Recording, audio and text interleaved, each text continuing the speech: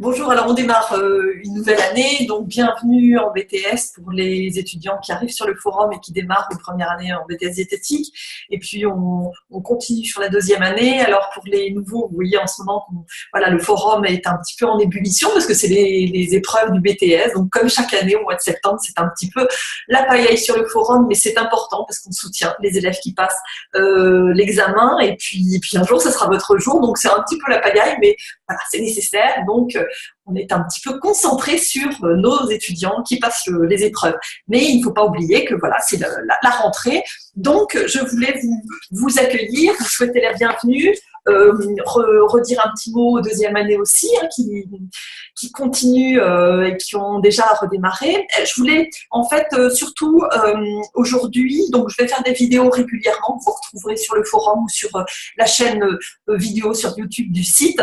Et donc, je voulais aujourd'hui vous conseiller un premier ouvrage qui, à mon sens, s'il y en a un seul à acheter, eh bien celui-ci, il s'agit des apports nutritionnels conseillés que normalement vous devriez avoir en BTS diététique. Donc c'est un ouvrage, bon, le mien est assez corné puisqu'il date un petit peu.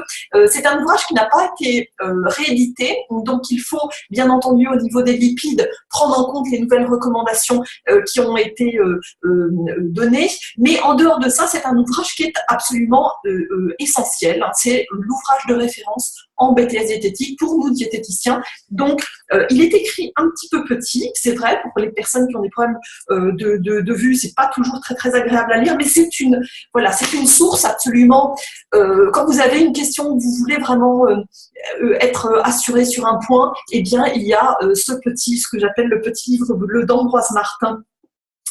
Qui était donc qui en est le coordonnateur et qui est édité chez Takedoc. Je vous mettrai le lien sur le forum. Donc ça, c'est pour moi, s'il y a un seul livre vraiment à acheter, c'est bien ce livre-là. Et puis, je voulais vous faire un conseil abonnement parce qu'on me demande souvent quels sont les abonnements à prendre en BTS diététique. Alors, sur le site, au niveau de l'information BTS, vous avez toute une série d'abonnements qui sont gratuits. Donc, n'hésitez pas à aller regarder sur le site les abonnements que je vous conseille. Et puis, il y a les abonnements payants. Et alors, si vous avez un seul abonnement à prendre, je vous conseille Information diététique, qui est la revue de notre association professionnelle, donc l'AFDN, et qui, à mon sens, est le seul à prendre si vous ne pouvez en prendre qu'un seul. C'est une revue de grande qualité. Et donc, renseignez-vous, vous allez sur le site de l'AFDN, je vous mettrai aussi les coordonnées sur le forum. Je crois, si mes souvenirs sont bons, qu'il y a un prix pour les étudiants. Je ne veux pas trop m'avancer, mais je crois, il me semble. Et donc, vous avez 4 numéros par an, donc information diététique. La prochaine vidéo, je vous ferai des conseils par rapport aux recherches de stage, que ce soit en première année en restauration collective ou en deuxième année, stage thérapeutique, stage à thème optionnel. Oui, voilà. Voilà. Et donc, je vous ferai une prochaine vidéo la semaine prochaine. Alors, pour le démarrage en première année, donc il faut bien prendre connaissance de tout le programme. Moi, ce que je vous conseille, donc si vous étudiez à distance, vous prenez les cours qui vous ont été fournis, puis vous regardez bien comment s'organise l'année. En fait, en première année, c'est ce qu'on vous dit sur la classe virtuelle qu'on a mis en ligne sur le site pour l'organisation du BTS. En première année, les matières sont un petit peu indépendantes les unes des autres, ce qui n'est pas le cas en deuxième année. En deuxième année, vous arrivez en deuxième année, vous allez voir qu'il y a des correspondances à faire entre toutes les matières. Et donc, je vous ai donné des conseils par rapport à cette deuxième année. Surtout, travaillez bien toujours dans le sens physiologie, physiopathologie, régime, technique culinaire.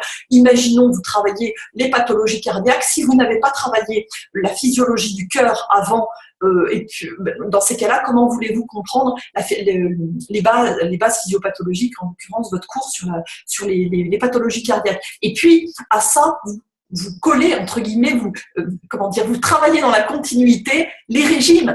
Vous étudiez l'insuffisance cardiaque, travaillez le régime, la prise en charge diététique de l'insuffisant cardiaque.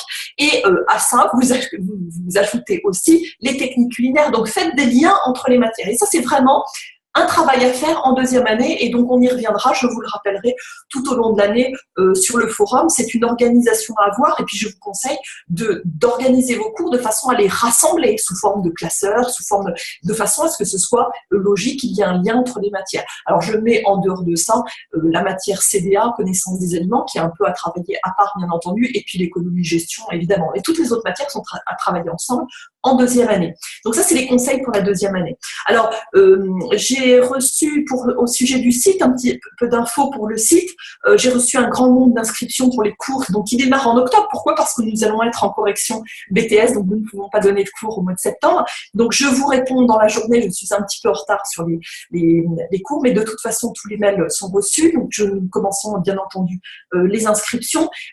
Si vous avez besoin, pour les étudiants qui passent les mémoires, vous avez les soutenances blanches avec Dominique Moutré et Eline Juchot, n'hésitez pas à les contacter. Et puis, le premier cours qui démarre, donc c'est le 27 septembre, avec Céline Brottier qui démarre la remise à niveau en biochimie. Donc, n'hésitez pas à vous inscrire. Le 29 septembre, le premier cours de Caroline Ross qui va voilà, démarrer en base physiopathologique. Alors, nous allons proposer quelque chose de nouveau cette année avec Diétito. Je ne vous dis pas tout aujourd'hui, mais c'est voilà, incessamment sous peu, il va y avoir vraiment quelque chose de très très bien en technique culinaire. Et donc, on vous l'annonce sur Diétito très rapidement. En connaissance des aliments, le premier cours sur le lait, première partie le 3 octobre. Et puis moi, mon premier cours aura lieu le 6 octobre en démarche de soins diététiques, un cours très important. Tous nos cours, et je vous l'ai déjà dit, sont retravaillés chaque année, comme en école, comme ce qu'on fait en école, moi en l'occurrence à Lille ou ailleurs pour les autres enseignants. Donc tous les cours sont nouveaux, entre guillemets, retravaillés. C'est aussi le plaisir d'enseigner, c'est de retravailler ces cours. Et nous suivons bien entendu la même progression pédagogique tout au long de l'année. Donc il va y avoir un déroulé assez cohérent. Alors, la semaine prochaine, je vous fais une vidéo sur la recherche des stages, les conseils que je vous donne par rapport à la recherche des stages, puisque la vidéo précédente date d'il y a un an, donc je vais avoir le plaisir à vous représenter voilà, nos conseils pour la recherche des stages. Et puis, je vous souhaite une bonne rentrée à tous et je vous dis à très bientôt.